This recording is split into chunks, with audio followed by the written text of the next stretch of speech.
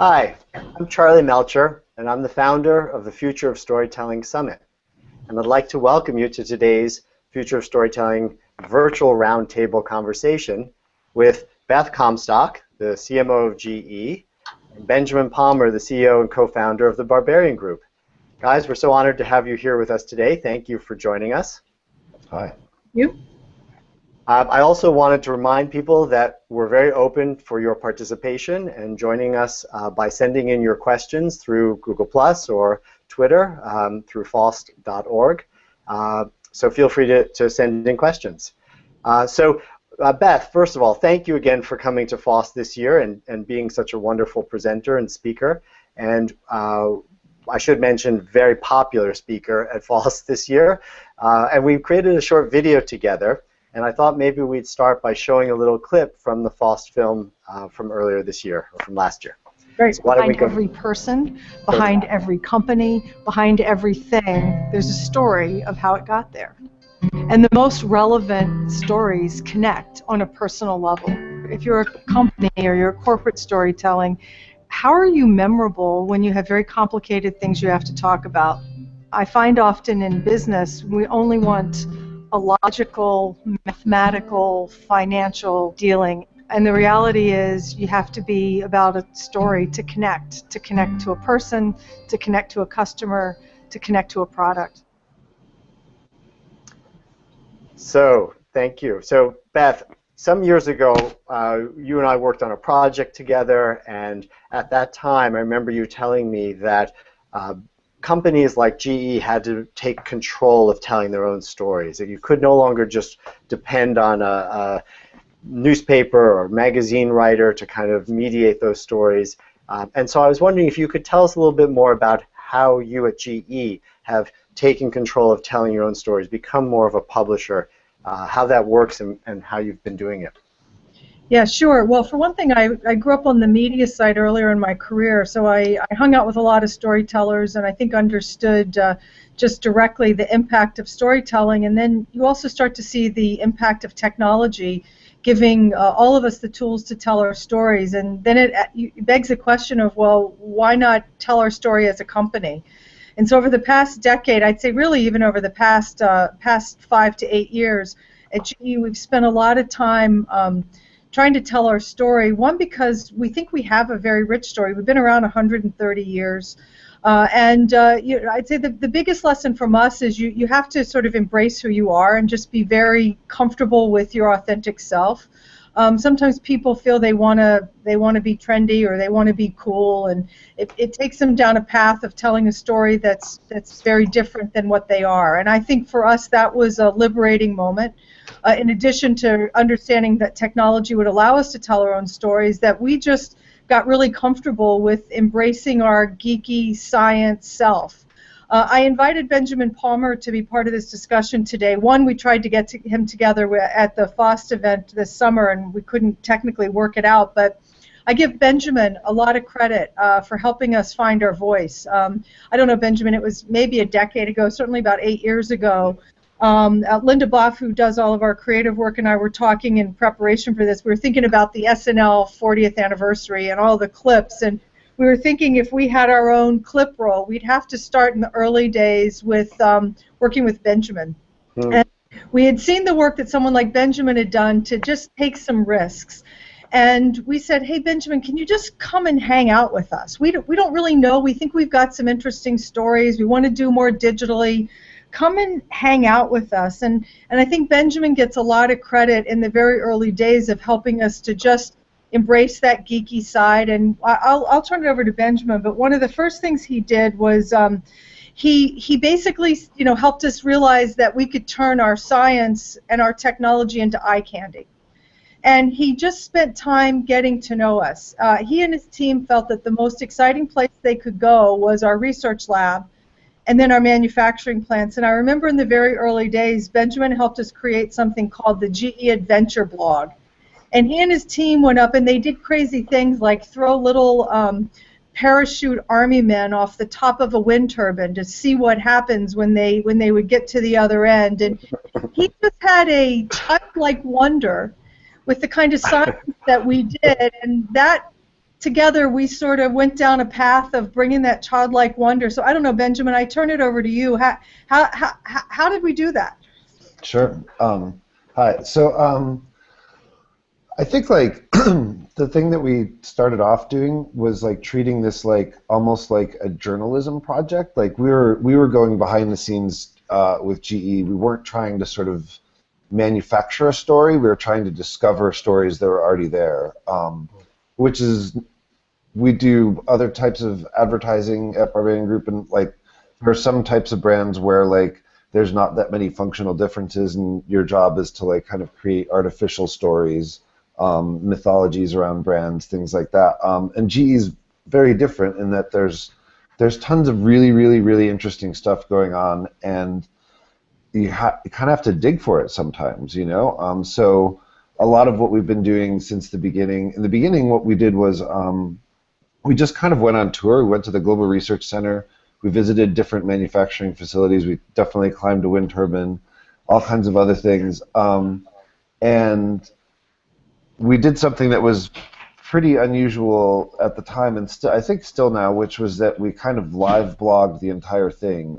Like we had a public-facing blog that we had pushed out to like the entire staff at GE just to like invite people to sort of participate, but it also was just out there on the internet, not really as a mass marketing campaign, but just as sort of a marketing experiment to like find our voice, I guess. And the comment sections were open, and so we would publish little clips of like different things we had discovered, and people from different parts of GE would like comment, and we'd have little chats with them about like, oh, you know, formulating different ideas and ways of talking about things.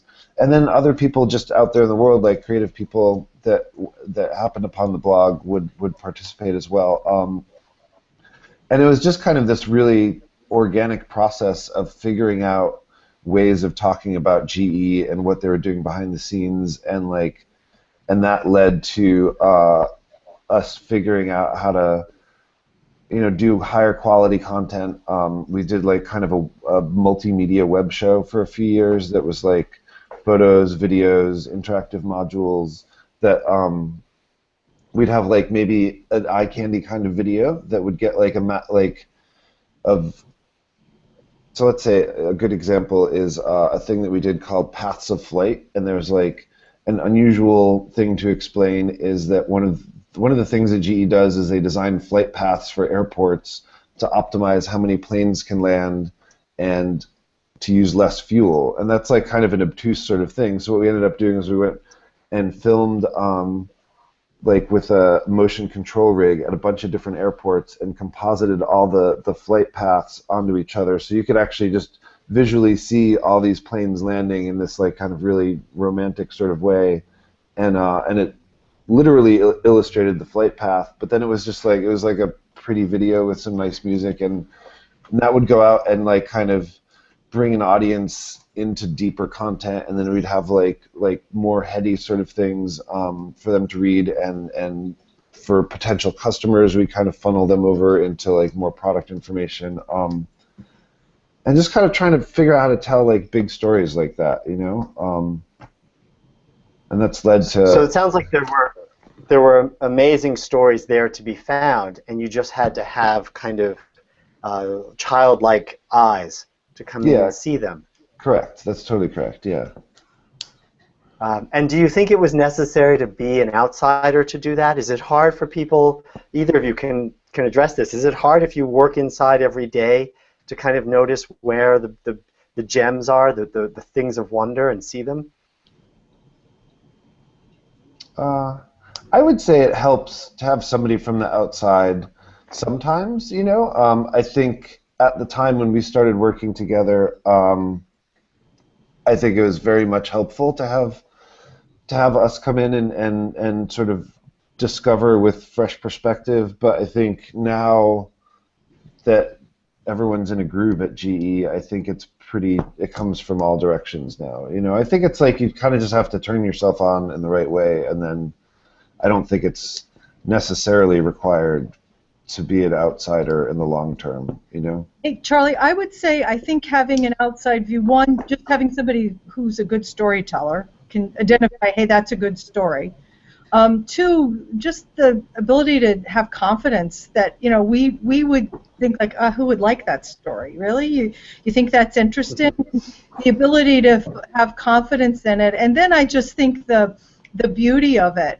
You know, we're not skilled that way. I remember one of my favorite pieces, I love the flight navigation one that Benjamin talked about, but one of my favorite pieces they did, this is when I was like, these guys are so onto something, was Benjamin said, let's talk about hydraulic braking, okay? There's probably nothing, you know, you're like, oh my God, that is so boring. And what they did was they just did this slow-mo video, and it was beautiful, and he took buckets of Jell-O, basically, and dropped different objects, a bowling ball, an egg, a duck, and basically dropped them on the vats of Jell-O to show the effects of hydraulic braking, and then the next sequence took away the Jell-O, and you saw what happened when you didn't have that. Honestly, I don't care how much cool we thought we were, how great we loved our science, there was no way any of us were ever going to go, you know what we should do is do big vats of Jell-O to slow-mo. So I don't know how good we are, but we're never going to be that good. That is a great example. That is a great example. Also, so far, all I can say is, Benjamin, I want to come hang out at your place so we can throw army men with napkins attached to them and parachutes, because I did that as a kid too, and I love that. So okay, so we've established one tenet of good corporate storytelling, that is like childhood wonder and just coming at it creative and fresh, and it's just so great. And what about having to use new technology or new media? Is there some piece of that that's important as part of this today? I would say there was a point, like maybe 3 years ago, and we were talking about, I think it was before we were on Instagram, really. We were just having a big conversation about emerging media, and we realized that we were comfortable enough with the story of GE that we didn't have to have conversations about, okay, there's this new platform that's come out, are we going to invest in that or not, and like, what are we going to say? That we realized that we had a strong enough idea of what the sort of public-facing personality of GE was across all the different mediums that we were using, that whenever anything new came along, it was just like, it felt natural. It wasn't like, oh gosh, how are we going to like conform our stories to this new medium? It was just like, okay, we kind of know how to talk about ourselves. There's this new way of talking to people. Like, how would you have a conversation there, you know? And so I think for, especially if you have as much to say as GE does about what you're doing in the world, that just like kind of being like really aware of how to talk in multiple mediums, like it becomes easier, I think, you know, as time goes on. I would say, Charlie, I think it is important too. I think one of the things that Barbarian Group and frankly a lot of the other partners we have is that they bring that ability to translate the technology and also tell a story. So they're embedded. You know, Benjamin and the team just didn't show up and say, hey, you need to be on Instagram. They said, hey, there's a great way to have photography, you know, to show the photography and the beautiful imagery of a jet engine. Instagram's the perfect place to do that. Let's figure out how to do it. So it's almost like you can't separate the technology from the story. There's a certain way I think our best partners get that together. And I just think it's a much richer discussion than, hey, let's go have an Instagram strategy, now what? Exactly, yeah. When it's done right, there's that beautiful integrity between form and content. And of course, since you've established that your geeky techno side is so much of who GE is, it makes sense to be experimenting in new technologies for storytelling as well. So let me ask a whole nother question. I mean, we're talking about some of this stuff as if it was obvious, but Beth, just the idea of telling stories that aren't really product stories, right? That aren't trying to sell something or push the features. Like this kind of freedom to look at GE this way is not obvious, right? Not a lot of companies don't do this. They're sort of stuck in an older model of communications and advertising. How did you just decide to take those risks, or to come to this approach?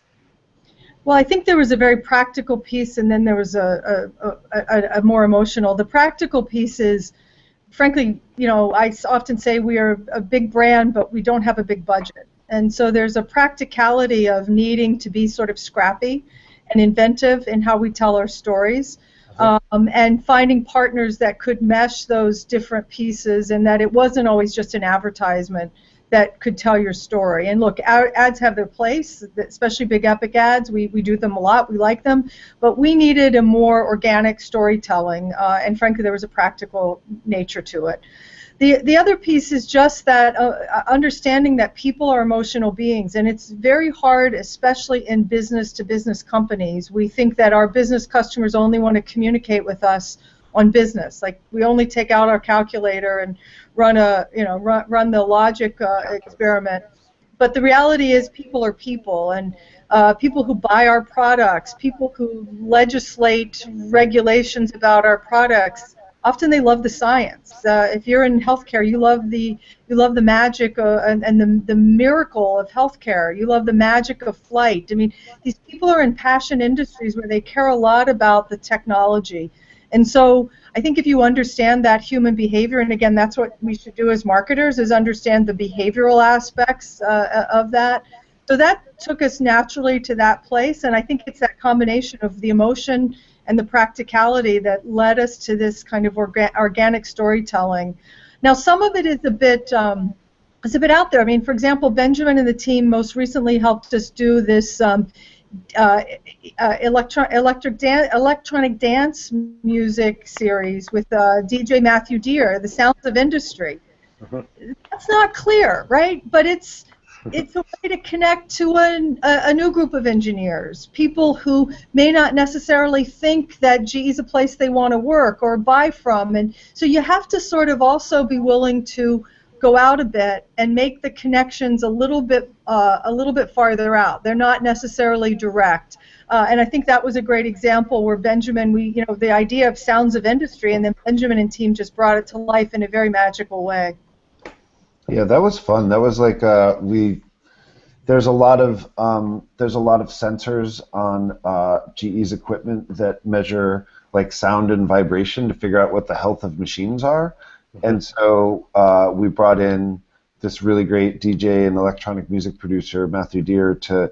He went up and worked with all these engineers and did all these audio samples and had like pretty heady conversations about sound and music and technology and industrial equipment, and then that turned into like a really lovely video of those conversations and that experience, and a really great techno track that we like put out on vinyl and sent out to DJs and things like that too. And so we got like press in technology and industry blogs, and we also got press in like on like pitchfork.com and like a music review, and in some ways that's like bringing GE to a new audience from like a technology and culture perspective, and then some of that's like people that like a kind of a nerdy approach to music, also like a nerdy approach to technology, and they might be future GE customer, employee, current customer, and so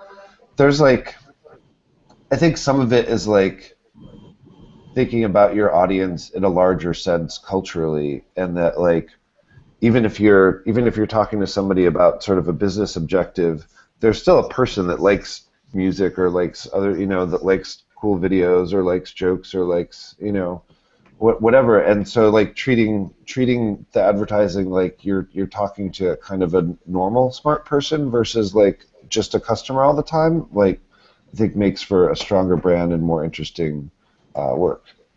Yeah, I mean, it really does seem like you've been able to create a kind of authentic conversation, the kinds of things that people would want to know or participate in or have access to or just learn about if they were talking to you, Benjamin, if after your trip to one of the research labs. So except now you can share it with millions of people. So how do you define success? I mean, we actually have a question that came in from somebody following us asking about that very issue. You know, is it more than just reach and followers? Are there other metrics that you look at now for your storytelling successes? Yeah, I would say a couple of things. I mean, I think with success, you get the right to do more things and maybe take more risks. So the first, sort of more exotic storytelling, you do have to spend some time reminding people in your organization, okay, this is the target audience. Yes, we want more software recruits for our software center, or we're trying to appeal to service engineers in the aviation business, and let me draw the lines for you. With success, and what would success look like? It means often it's views of a video, it's shareability, how many times has a piece of content been shared. And you can go back to teams and go, hey, look at this. But really what I have found what matters the most is usually the anecdotal. Someone goes, yeah, hey, my customer said they love this side of GE. Oh my gosh, I didn't know this about GE. Or the leads that you didn't expect to generate that catch people off guard. So I'd say we have a whole host of a scorecard that looks at a lot of different things. The practical, measurability, the business related, the brand familiarity, and it all kind of comes together. But honestly, there's nothing like a real personal experience that catches someone by surprise. People want to learn more. I don't know, Benjamin, how would you answer that? What do you judge as success? I mean, I think you're right. Like a big part of it, especially when you're doing things that are,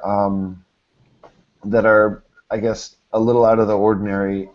You have to, at the same time that you're planning what the creative work is going to be and what strategic objectives you have to like decide what your success measurement is going to be. And so sometimes, yeah, it's straightforward. It's like hits, or you're trying to drive traffic to a certain place, but then other times it's like, okay, we do like social listening, and we figure out like we do some sentiment analysis, and we're like, we want to change people's opinions of this particular topic from here to here, and so we'll try to do that, but I think a lot of it is really just like upfront conversations.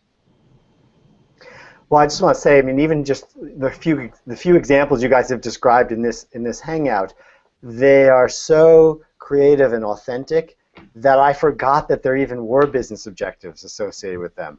Like they don't feel at all like they started with, oh, we have a messaging problem, or we need to influence a group. They felt like stories that were just looking to explode out and be shared. But did all those problems start with like a brief? I mean, mostly they did. As you're saying that, I'm thinking of one that Benjamin and team helped us do very early on called Patient Shuffle. It was a simple video game about hospital. Basically, do you know where your assets are in a hospital? Kind of a smart hospital concept, and productivity in a hospital. And you're the hospital administrator, and you have to know where your patients in your bed are. And I mean, simple things like that. And the number of people in the healthcare field that found that and played it and commented on it and said, hey, this is a really interesting way to think about the problem I have, and the leads that were generated. So the original brief on that was, let's talk about hospital productivity. Let's talk about connected sensors in a hospital.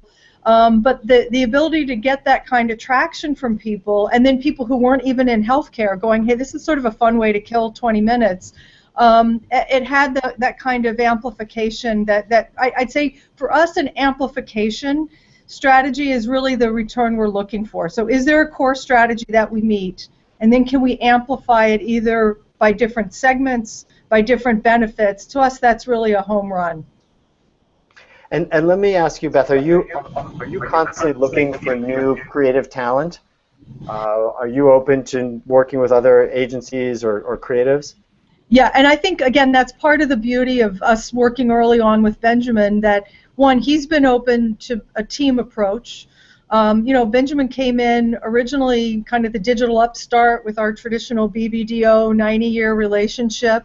There was a little confusion in the beginning, who does what, how do we do that? But it was quite clear you do what you're good at, and I think people like Benjamin, groups like BBDO, have been very good over the past decade of expanding and realizing that it's about collaboration. And people like Benjamin, they realize the value to us is also to bring in new talent. They don't have to all work for Barbarian Group. He can be a talent scout for us. In fact, we'd prefer he be a talent scout. It's better use of his time than ours because he knows what to look for. So I think as we've gone forward, the scope of our partnership is not just deliver great creative, but also be a talent scout. I don't know, Benjamin, how do you see that? Yeah, I mean, I think there's like that. You work with a bunch of different agencies that all have like different skills, and yeah, I think a collaborative approach, especially for such a big brand and for so many stories to tell, I think that's like the best way to handle it for GE and for most brands actually. But Benjamin, you're good at, you know what you're good at, and you also what you want to spend your time in or worry about. And absolutely. I think, Charlie, that's a key thing. I think sometimes where the agency client and the interagency issues fall apart, it's because people are trying to do everything. There is a clear brief about here's the strategy. I mean, with Benjamin, and we did, it was about, I don't know, Benjamin, about 6 years ago, we did a brief where we brought all of our agencies in.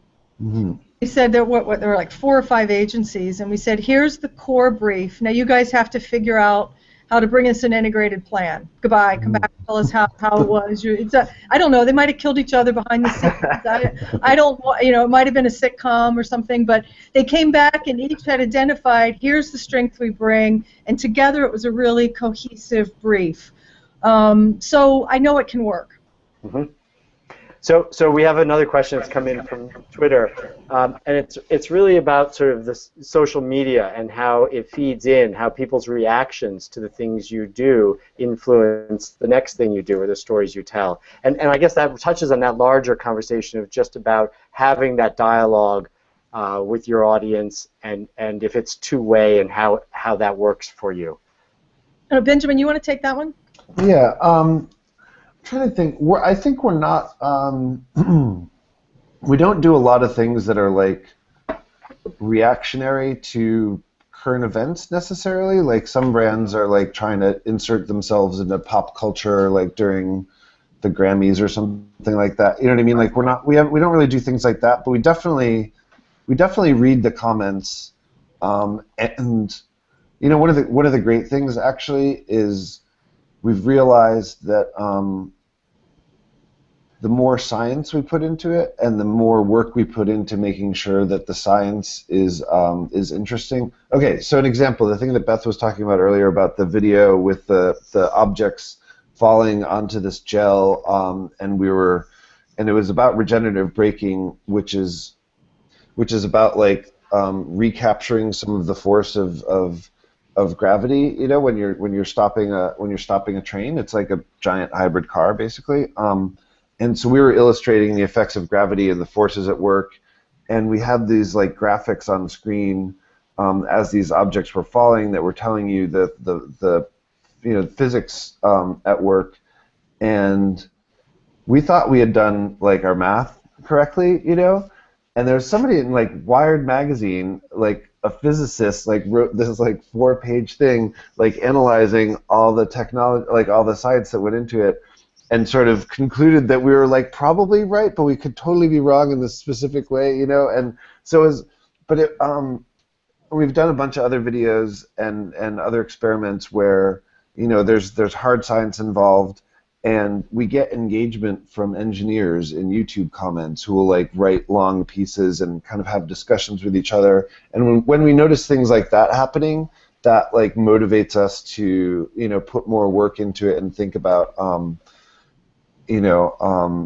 engaging with scientists and engineers in that way. So that's like, I think that's more the way that we sort of that we engage with the audience versus like just chatting back and forth all the time.